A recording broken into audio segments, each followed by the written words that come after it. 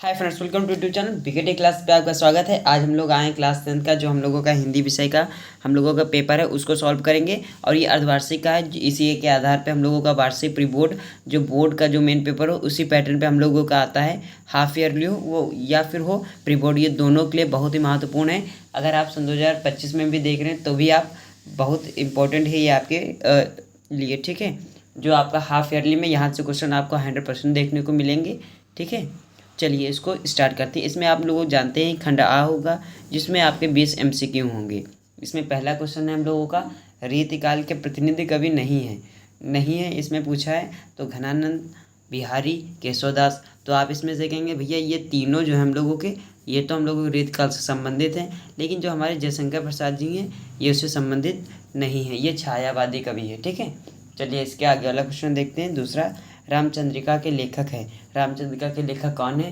केशवदास जी हैं, बिहारी जी हैं, प्रेमचंद जी हैं या कबीरदास जी हैं। इसमें जो हम लोग रामचंद्रिका के लेखक हैं वह केशवदास जी होंगे। इसमें ए वाला आंसर एकदम राइट हो जाएगा, ठीक है।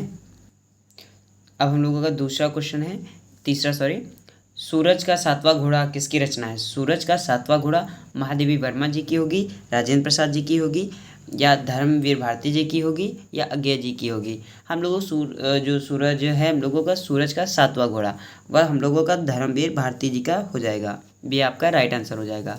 1943 में प्रकाशित तार सप्तक का संपादन किसने किया? रामविलास शर्मा जी ने, अज्ञे जी ने, यशपाल या नागेंद्र। उसमें तार सप्तक के जो संपादक हैं वह अज्ञे जी हैं, ठीक है, क्योंकि इनके यहाँ पे देख सकते हैं यहाँ भी आधा ता है, ठीक है। और सच्चिदानंद, हीरानंद, वस्यान, अज्ञे में भी वहाँ पे आधा ही शब्द आता है, यहाँ भी इसे आप याद कर सकते हैं, ठीक है। 1943 में ये प्रकाशित हुई थी, ठीक है। भारतीय युग की विशेषता नहीं है, इसमें से विशेषता कौन सी नहीं है? राष्ट्र की भावना या सामाजिक चेतना का विकास, अंग्रेजी शिक्षा का विरोध, काव्य भाषा के रूप में खड़ी बोली का प्रयोग। इसमें जो भारतेंदु युग की विशेषता जो है नहीं है पूछा है, तो इसमें से ऊपर जो तीनों हैं वो हम लोगों की विशेषता हैं। और ये जो चौथा है काव्य भाषा के रूप में खड़ी बोली का प्रयोग, ये हम लोगों का एकदम राइट हो जाएगा, ठीक है। इसमें हम लोगों का चौथा हम लोग राइट हो गया, यानी कि जो काव्य भाषा के रूप में खड़ी बोली का प्रयोग है वह हम लोगों का भारतेंदु युग की विशेषता नहीं है। और इसमें कभी ऐसे भी आ सकता है, अन्य आ सकता है, इनमें से भारतेंदु की विशेषता है, तो इसमें हम लोगों का इसमें से एक देखने को मिल जाएगा। चलिए हम लोग नेक्स्ट पेज पे चलते हैं। अब हम लोग नेक्स्ट पेज पे आ गए हैं। हम लोगों का छठा क्वेश्चन है, निम्नलिखित में से कौन सा एक कथन सही है, उसे पहचान कर लिखिए। आचार्य रामचंद्र शुक्ल एक महान कवि के रूप में प्रसिद्ध हैं। संस्कृत के 4 अध्याय लेखक रामधारी दिनकर हैं। भारतेंदु हरिश्चंद्र रीतकाल के रचनाकार हैं या चंद्रगुप्त नाटक धर्म भारती की रचना है। इसमें हम लोग को पहला वाला देख लेते हैं। देखिए ये सी वाला देखते हैं या डी वाले से स्टार्ट करते हैं। चंद्रगुप्त नाटक धर्मवीर नहीं, ये चंद्रगुप्त जो जयशंकर प्रसाद जी का है, तो ये तो भैया गलत हो जाएगा। भारतेंदु हरिश्चंद्र रीतिकाल की रचना करें नहीं, वो भारतेंदु युग से संबंधित, ये भी गलत हो जाएगा। और बी वाला जो हम लोगों का ए देख लेते हैं आप, आचार्य रामचंद्र शुक्ल एक महान कवि के रूप में प्रसिद्ध है नहीं, ये एक आलोचक और निबंधकार थे, ठीक है, तो ये भी गलत हो जाएगा। इसमें सही कौन सा हो जाएगा? संस्कृत के 4 अध्याय किसके लेखक हैं? रामधारी सिंह दिनकर जी, ठीक है। नेक्स्ट देखते हैं क्वेश्चन, कलम के सिपाही की रचना किसकी थी? ये भाई बहुत ही इंपॉर्टेंट क्वेश्चन है, ठीक। इसमें आप देख सकते हैं वृंदावन वर्मा या प्रेमचंद, अमृत राय, दिनकर। इसमें एक कलम के सिपाही जो है ये किसके संबंध में लिखी गई? वो प्रेमचंद जी हो जाएंगे, लेकिन किसने लिखी तो वो हो जाएगा अमृत राय जी, ठीक है। और आगे, आंधी, इरावती, तितली किस रचनाकार की कृतियाँ हैं? जयशंकर प्रसाद जी, यशपाल जी, अज्ञे जी, सूरदास जी। देखिए जो आंधी, इरावती, तितली किसकी रचना है वह हम लोगों की सीधा हो जाएगा। इसमें तितली जो इनका नाटक है जयशंकर प्रसाद जी हो जाएंगे। और इसमें आप देखते हैं श्री रामचरितमानस की बोली क्या है? श्री रामचरितमानस सभी के घर में होगी शायद, ठीक है, तो वह आप लोग जानते हैं वो अवधी भाषा में है, अवधी भाषा में, ठीक है। और नेक्स्ट है, हिंदी गद्य के प्राचीनतम प्रयोग किस भाषा में मिलते हैं? हिंदी गद्य के प्राचीनतम प्रयोग किस भाषा में मिलते हैं? राजस्थानी व पहाड़ी भाषा में या राजस्थानी व ब्रज भाषा में, ठीक है, और राजस्थानी व आधुनिक भाषा या खड़ी बोली, ठीक है। इसका जिसका आपका आंसर पता हो वो करेगा, और जिसका आंसर में से सही होगा मैं उसके कमेंट को पिन कर दूंगा, ताकि बाकी आने वाले जो बच्चे हैं वो भी देखेंगे, ठीक है। और उसके आगे का देखते हैं, ये हम लोगों का अब यहाँ से वो व्याकरण में आ गया अलंकार में। ठीक है, दिया हुआ है 11वें में, उस काल मारे क्रोध के तन कांपने लगा, मानो हवा के वेग से सोता हुआ सागर जना। जहाँ मनु मानो जानो आ जाए वहाँ पे उत्प्रेक्षा अलंकार हो जाएगा। ठीक है, करुण का स्थायी भाव, करुण का स्थायी भाव शोक हो जाएगा, हास्य का हास हो जाएगा, और करुण का शोक, शोक स्थायी भाव जो होगा शोक होगा। यहाँ पे डिस्टर्ब मतलब कि आप लोगों को गलत हो जाए स्टूडेंट का, तो यहाँ पे सा में ही थोड़ा सा अंतर कर दिया, समझे, इसमें सी ही वाला एकदम राइट आंसर होगा। चलिए आगे देखते हैं। 13 वाला क्वेश्चन है, जिसके प्रत्येक चरण में 24 मात्राएं होती हों तथा 11 और 13 मात्राओं पर यति आती हो। यति यानी कि विराम यानी कोमा। ठीक है, कौन सा छंद होगा, दोहा होगा, गीतिका या सोरठा या रोला। इसमें जो सममात्रिक छंद हुआ रोला हो जाएगा। ठीक है, इसमें प्रत्येक चरण में 24 मात्राएं होती हैं। 14वां क्वेश्चन है हम लोगों का, निम्नलिखित में से किस शब्द में अनु उपसर्ग का प्रयोग नहीं किया गया है। अनुकरण में, अनुवाद में, अनुशासन में।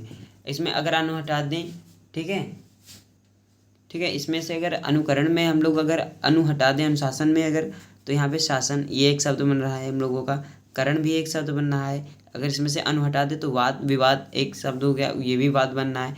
लेकिन अनुत्तरीगण यानी कि जो इंग्लिश में बोले तो फेल। ठीक है, अनुत्तरीगण, उत्तरीगण होता है और अनुत्तरीगण होता है।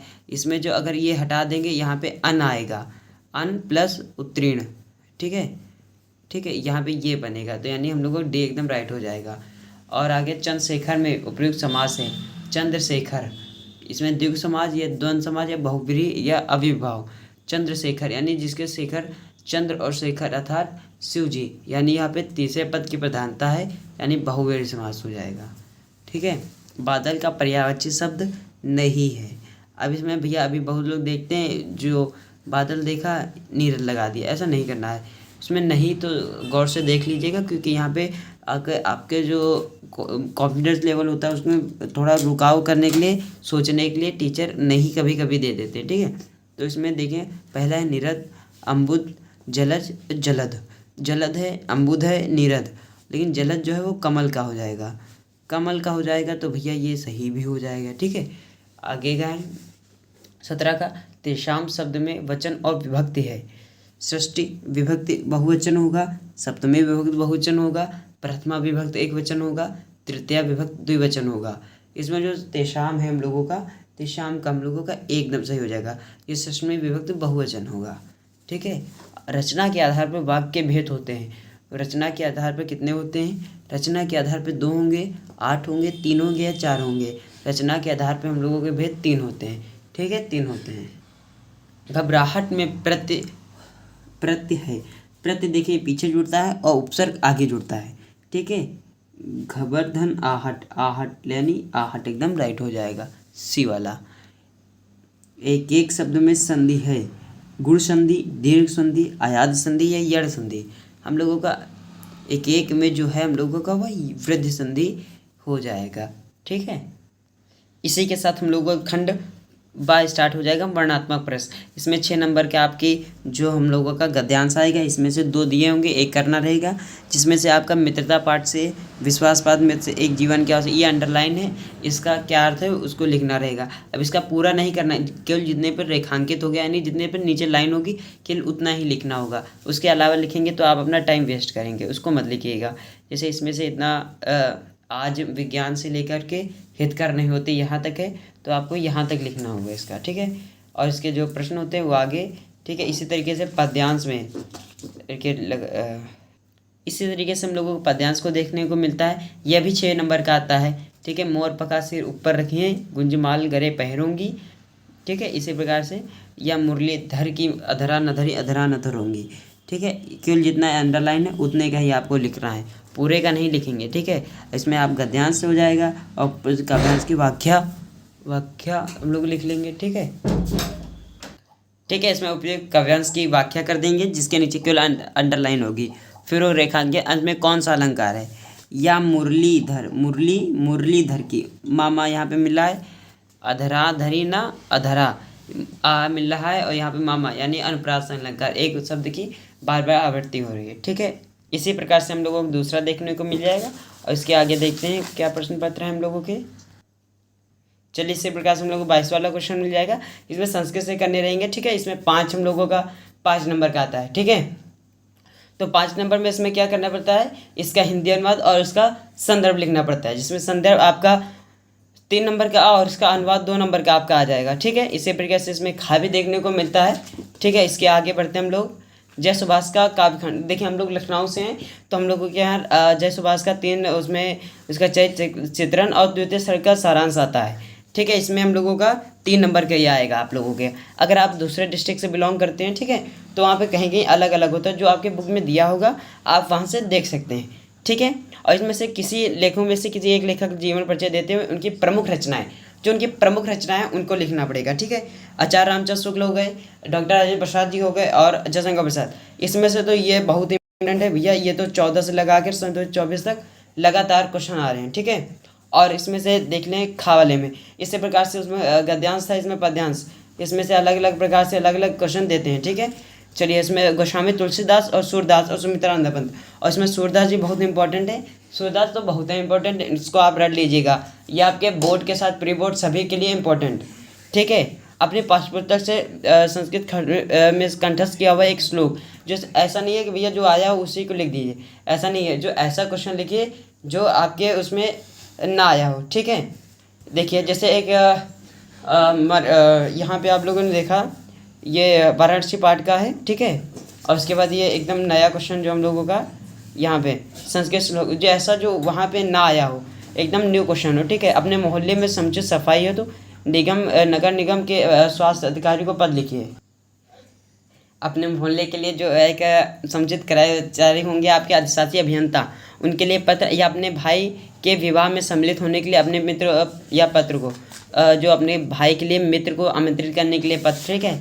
और फिर आपका ये इधर आएगा केवल 2 नंबर का, एक नंबर के आपके संस्कृत में से आते हैं। वीर कैन पूजते ज्ञान कुत्र संभवता चंद्रशेखरा का असीत भ्रमाम चिंतयति गजम किम अकरीत, ठीक है। ये आपका ये हो जाएगा। और 30 नंबर पे हम लोग को 7 नंबर का, इसमें तो ये वाला जो हम लोगों को विज्ञान का सदुपयोग या विज्ञान वरदान या अभिशाप, इसके अन्य शीर्षक भी हो सकते हैं, जिसमें विज्ञान का सदुपयोग एक ही हो जाएगा, ठीक है। और दूसरा है पर्यावरण, ये इम्पोर्टेंट नहीं है, लेकिन मेरा जो कवि है मेरे प्रिय कवि, ये एक इम्पोर्टेंट क्वेश्चन हो जाता है, ठीक है। और बाकी क्वेश्चन मिलते रहेंगे।